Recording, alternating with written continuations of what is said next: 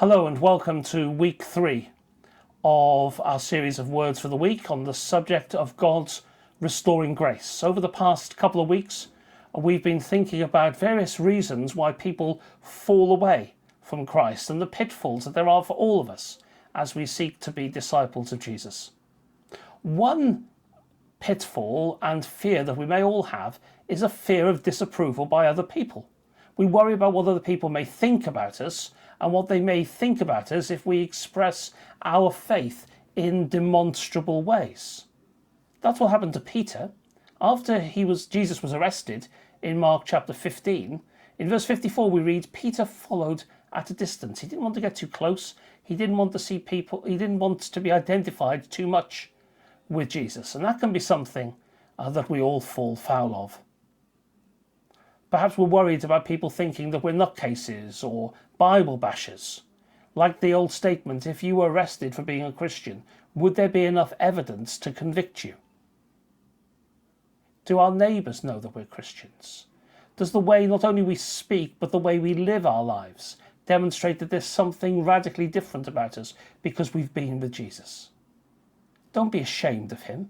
Don't be ashamed to pray in public. Don't be ashamed to let your faith have legs. Don't be afraid to let your faith be put into action. For example, because you know that God has given us care of the world he created in love, we should take better care of it.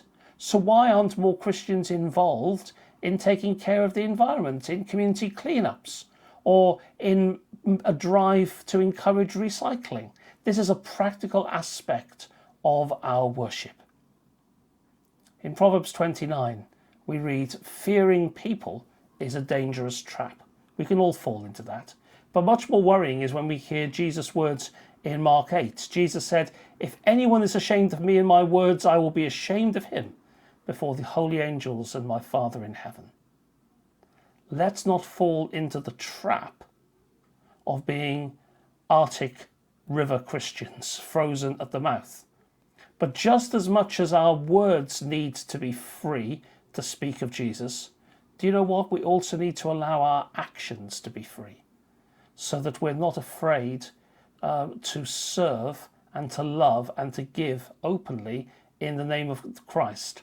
Not because we're pharisaical and we want to draw attention to ourselves, but we want to give God glory in the words that we speak and in the lives that we lead. In Revelation 21 verse 8, cowardice is listed in the same category as murder and adultery. That's how serious it is to be embarrassed of Jesus. Let's ask God today to strengthen our faith and to give us courage as we face the challenges of today and as we seek to live for God. Amen.